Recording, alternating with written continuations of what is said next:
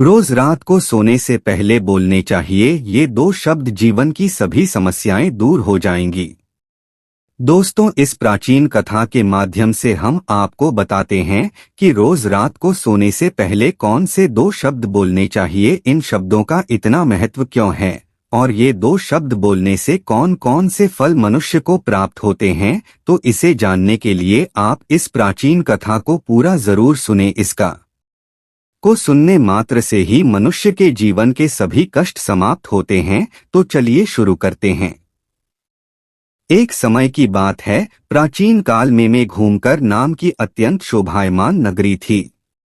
उस नगरी में सुगंध नाम का एक अत्यंत विद्वान ब्राह्मण रहता था। वह ब्राह्मण ब्रह्मचर्य व्रत का पालन करने वाला, अहंकार से रहित, वेद शास्त्रों में प्रवीण, जितेंद्रिय तथा भगवान श्री कृष्ण का शरणागत था।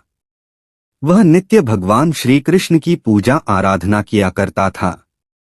फिर एक दिन उस ब्राह्मण ने गोदावरी नदी पर स्थित सभी तीर्थों की यात्रा करने का निश्चय किया और वह कुछ साथियों के साथ तीर्थ यात्रा पर निकल गया। वह गोदावरी नदी के किनारे पर स्थित रज तीर्थ, तारापीठ, कपिला संगम तीर्थ तथा अंबिकापुर आदि तीर्थों का दर्शन करते हुए वह मंडप नाम के नगर में पहुंच गया।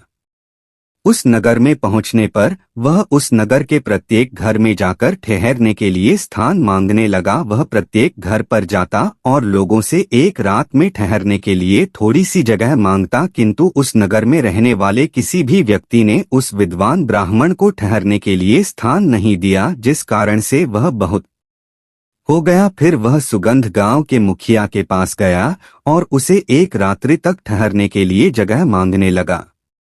तो उस गांव के मुखिया ने बड़ी ही चालाकी से उस ब्राह्मण को एक धर्मशाला दिखा दी और कहा, हे ब्राह्मण देवता, आप और आपके साथ ही उस धर्मशाला में रुक सकते हैं। मुखिया की बात सुनकर सुनंदा को बड़ी प्रसन्नता हुई। वह अपने साथियों के साथ उस धर्मशाला के पास गया तो देखा उस धर्मशाला में कोई नहीं है। वह धर्मशाला वीरान पड़ी है, एक पक्षी भी उस स्थान पर दिखाई नहीं पड़ रहा था। ब्राह्मण ने सोचा, यह जगह तो बहुत ही वीरान है, न कोई मनुष्य है, न कोई पशु है और न कोई पक्षी। अवश्य यह जगह श्रापित होगी, इस जगह पर जरूर कोई बुरी शक्ति का वास है। इतना सोचते हुए वह भगवान का नाम लेते हुए उस धर्मशाला में रहने के लिए चला गया। ब्राह्मण और उसके सभी साथी उस धर्मशाला में रात्रि के लिए सो गए। फिर दूसरे दिन जब वह सुगंध ब्राह्मण उठा तो वहां का दृश्य देखकर उसे बड़ा आश्चर्य हुआ। उसके सभी साथी गायब थे, कहीं पर भी कोई नजर नहीं आ रहा था। उस सुनंदा ने चारों ओर देखा लेकिन उसे कोई भी नजर नहीं आया। उसने आवाज लगाई लेकिन किसी ने कोई जवाब नहीं दिया, जिससे सुनंदा बहुत दुखी हो गया। वह सोचने लगा, मेरे साथ ही अचानक कहाँ गायब हो गए, कहीं उनके साथ कोई अशुभ घटना नहीं घटी। फिर वह सुगंध ब्राह्मण अपने साथियों को खोजने के लिए नगर में चला गया तो रास्ते में उसे वह गांव का मुखिया मिला। जैसे ही मुखिया ने उस सुगंध ब्राह्मण को जीवित देखा तो मुखिया को बड़ा आश्चर्य हुआ और वह मुखिया उस लंड के पास आकर बोलने लगा, हे ब्राह्मण देवता, आप अवश्य कोई महात्मा दिखाई पड़ रहे हो। आप दीर्घायु और मनुष्यों में सर्वश्रेष्ठ कोई पवित्र आत्मा हो। वह ब्राह्मण अकेला ही उस धर्मशाला से जीवित बाहर आया था, जिस कारण से मुखिया को लगा यह अवश्य कोई महान व्यक्ति है। इसके पास अवश्य कोई विद्या या फिर कोई महामंत्र है जिसका जाप करने से यह ब्राह्मण जीवित बाहर आया है। फिर मुखिया ने उस ब्राह्मण से प्रार्थना की और उसे अपने गांव में ठहरने के लिए मनाने लगा। हे ब्राह्मण देवता, जब तक आपके साथ ही नहीं मिल जाते आप हमारे साथ ही रुकिए, मैं आपकी सेवा करूंगा।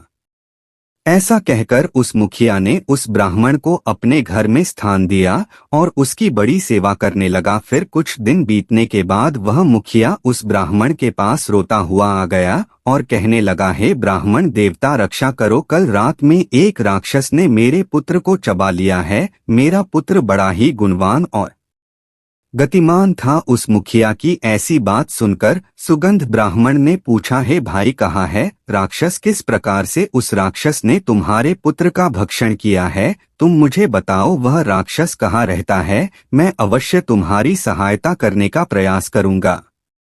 वह मुखिया कहने लगा, हे ब्राह्मण देवता, इस नगर के पास जंगल में एक बड़ा भयंकर नरभक्षी राक्षस रहता है। वह रोज रात को आकर इस नगर के मनुष्यों को खा लिया करता था। फिर एक दिन समस्त नगर वासियों ने उस राक्षस से विनती की कि वह इस नगर के लोगों को न खाएं, हम तुम्हारे लिए भोजन की व्यवस्था कर देते हैं। जो भी लोग बाहर से इस गांव में रोकने के लिए आते हैं, उन्हें हम उस धर्मशाला में रोकने को कहेंगे और तुम उन लोगों को खा लेना। उस राक्षस ने हम नगर वासियों की बात मान ली और जो भी रात को उस धर्मशाला में रुकता है तो वह राक्षस उन्हें खा लेता है। हमने अपने नगर वासियों की जान बचाने के लिए ही ऐसा किया। फिर है ब्राह्मण देवता, आप अपने साथियों के साथ इस नगर में पधारे और हमने आपको उस धर्मशाला में रोकने के लिए कहा ताकि वह राक्षस आपका और आपके साथ ठियोग का भक्षण कर सके, किंतु उस राक्षस ने आपको छोड़कर आपके सभी साथियों को खा लिया। कृपया आप मुझे क्षमा करें, मैंने नगरवासियों के प्राण बचाने के लिए ही ऐसा किया, किंतु उस दिन उस राक्षस ने आपको छोड़कर सभी को खा लिया। तभी मैंने जान लिया कि आप कोई सिद्ध पुरुष है, कोई महात्मा है। वह मुखिया आगे कहता है, ब्राह्मण देवता, कल रात को मेरे पुत्र का एक मित्र आया था, किंतु मैंने उसे पहचाना नहीं और उसे भी ठहरने के लिए उस धर्मशाला में भेज दिया। फिर जब मेरे पुत्र को पता चला कि उसका मित्र धर्मशाला में रोकने के लिए गया है तो वह भी उससे मिलने के लिए चला गया और रात को उस राक्षस ने मेरे को भी खा लिया। फिर वह ब्राह्मण कहता है, हे भाई, वह राक्षस कहाँ पर रहता है? तुम मुझे उसके पास लेकर चलो।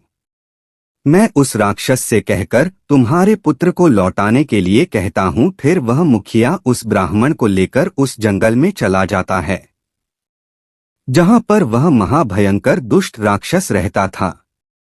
उस राक्षस के पास जाने पर वह मुखिया रोता हुआ उस राक्षस से कहने लगता है, ही दुष्ट राक्षस, तूने मेरे पुत्र को क्यों खा लिया? मेरे पुत्र को अब वापस लौटा दो। वह राक्षस कहने लगा, हे मनुष्य, तुम्हारा पुत्र भी उस धर्मशाला में था, इसी कारण से वह भी अन्य लोगों के साथ मेरा ग्रास बन गया। मैंने अनजाने में ही तुम्हारे पुत्र का भक्षण कर लिया है।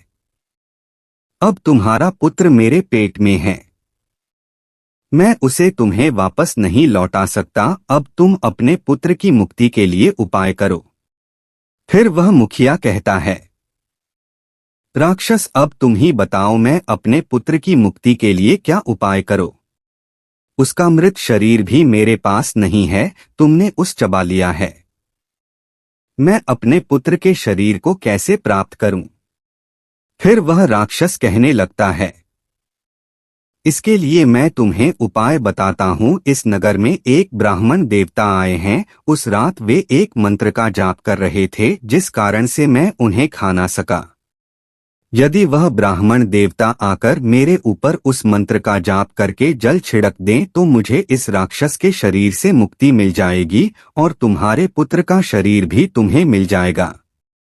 तब उस मुखिया के साथ खड़ा वह ब्राह्मण कहने लगता है, राक्षस, वह ब्राह्मण मैं ही हूँ जिसे उस रात तुमने नहीं खाया। फिर वह राक्षस उस सुनंदा की ओर देखता है और प्रणाम करते हुए कहता है, ब्राह्मण देवता, आपके दर्शन करके मैं धन्य हुआ। कृपया आप मुझे इस श्राप से मुक्ति दिलाओ। मैंने इस राक्षस का शरीर धारण करके बहुत पाप किए हैं। तब वह ब्राह्मण कहता है, हे राक्षस, तुम मुझे बताओ किस कारण से तुम्हें यह राक्षस का शरीर प्राप्त हुआ है? तब वह राक्षस कहने लगता है, पहले के समय में मैं एक किसान था। इसी नगर के पास में खेती किया करता था। एक दिन मेरे खेत के पास में एक गिद्ध एक जीवित मनुष्य पर हमला करके उसे खाने लगा था। तभी उस स्थान से एक तपस्वी जा रहे थे। उन्होंने इस दृश्य को देखा तो वे दूर से ही उस मनुष्य को बचाने का प्रयास करते हुए उसके पास आ गए तो वह गिद्ध उस मनुष्य को उठाकर आकाश में उड़ गया। उस तपस्वी को मेरे ऊपर बहुत गुस्सा आ गया और उन्होंने मुझे श्राप देते हुए कहा, अरे दुष्ट पापी मनुष्य, तेरे सामने वह गिद्ध उस कमजोर मनुष्य को खा रहा था, किंतु ने उसकी सहायता नहीं की। तू तो नरक में जाने के ही योग्य है। जो मनुष्य समर्थ होकर भी दीन तथा भयभीत लोगों को कष्ट में देखकर भी उनकी सहायता करने नहीं जाता, उसे यमदूत कुंभ भी पाठ नरक में गिराते हैं। जो शक्तिशाली होकर भी चोर आदि के चंगुल में फंसे हुए मनुष्य को नहीं छोड़ा था, वह नरक में पड़ता है और दूसरे जन्म में भेड़िया बनता है। जो बाघ पर राक्षस, भूत, बेताल आदि के द्वारा घायल हुए मनुष्य की सहायता नहीं करता, उसे हत्या का ही पाप लगता है। अरे दुष्ट, तो उस मनुष्य की मदद कर सकता था, किंतु तूने नहीं की, इसीलिए तू भी महापापी ही है। इसीलिए मैं तुझे श्राप देता हूँ कि तू राक्षस हो जाए। तपस्वी के द्वारा मुझे श्राप दिए जाने पर मैं बहुत घबरा गया और मैंने उन तपस्वी से क्षमा याचना की। मैंने कहा, ही तपस्वी, मेरा ध्यान खेत की रक्षा करने में था, इसीलिए मेरा ध्यान उस गिद्ध पर नहीं था। मैंने जानबूझकर ऐसा नहीं किया है, कृपया आप मुझे क्षमा करो। तब उस ने मुझे क्षमा कर दिया और कहा, जब कोई सिद्ध ब्राह्मण मंत्र का जाप करके तुम्हारे ऊपर जल छिड़क देगा, तब तुम्हें इस राक्षस के शरीर से मुक्ति मिलेगी। राक्षस के द्वारा इस प्रकार से कहने पर उस ब्राह्मण देवता को सारी बात समझ में आ गई और उस ब्राह्मण देवता ने अपने हाथ में जल लिया और उस दिव्य मंत्र का उच्चारण की क्या और वह जल उस राक्षस पर छिड़क दिया। शरीर पर जल पड़ते ही वह राक्षस जमीन पर गिर पड़ा और उसका शरीर उसी क्षण नष्ट हो गया और उसके अंदर से सभी मृत लोगों का शरीर बाहर पड़ा। उसमें उस मुखिया के बेटे का भी शरीर था। उस मंत्र के प्रभाव से उस राक्षस को और उसके पेट के अंदर के सभी मनुष्यों को एकदम से मुक्ति मिल गई और सभी दिव्य विमानों में बैठकर विष्णुलोक को जाने लगे। फिर उस मुखिया ने अपने पुत्र को अंतिम विदाई दी और उस ब्राह्मण की ओर देखते हुए उसे प्रणाम करके कहने लगा, हे ब्राह्मण देवता, कृपया आप मुझे बताइए वह कौन सा मंत्र है जिसका आप रोज जाप करते हैं, जिसके प्रभाव से उस दुष्ट राक्षस को भी मुक्ति मिल गई। ब्राह्मण कहने लगता है, भाई, यह मंत्र मुझे मेरे गुरु के द्वारा प्राप्त हुआ है। जो भी मनुष्य रोज रात को सोने से पहले इस मंत्र का उच्चारण करता है, उसे किसी चीज का भय नहीं रहता, उसके सभी कष्ट समाप्त हो जाते हैं। भूत, प्रेत, राक्षस, चुड़ैल, पिशाच आदि बुरी शक्तियां पास नहीं आती है। वह मंत्र इस प्रकार है, हर हर मुकुलदे। मैं रोज रात को सोने से पहले इस मंत्र का उच्चारण करता हो। इस मंत्र के उच्चारण से मन को शांति मिलती है, मन से हर प्रकार का भय नष्ट होता है, जीवन की भी समस्याएं समाप्त हो जाती है। जो भी मनुष्य इस मंत्र का रोज रात को उच्चारण करता है, उसे सुख, समृद्धि और धन संपत्ति प्राप्त होती है। जो भी उसकी कामना हो वह पूर्ण हो जाती है। इस मंत्र को सुन लेने मात्र से ही मनुष्य के पाप नष्ट हो जाते हैं। इसका जाप करने से जन्मों जन्मों के पाप नष्ट होते हैं। इस प्रकार से उस ब्राह्मण ने उस मुखिया को वह अत्यंत चमत्कारिक मंदिर बताया और फिर वह मुखिया नित्य उस मंत्र का जाप करने लगा। तो दोस्तों, इस प्रकार से इस एक शक्तिशाली मंत्र के उच्चारण से उस ब्राह्मण को वह राक्षस भी खा ना सका। इस मंत्र के प्रभाव से उस राक्षस को भी मुक्ति मिल गई। आप भी रोज रात को सोने से पहले इस मंत्र का उच्चारण अवश्य करें। यह कथा आपको कैसी लगी कमेंट करके जरूर बताएं। अगर यह जानकारी आपको अच्छी लगी तो वीडियो को लाइक जरूर करें, कमेंट में जय श्री कृष्ण जरूर लिखें, साथ ही चैनल को सब्सक्राइब करें ताकि ऐसी ही आध्यात्मिक और रहस्यमयी जानकारी आपको प्राप्त हो सके।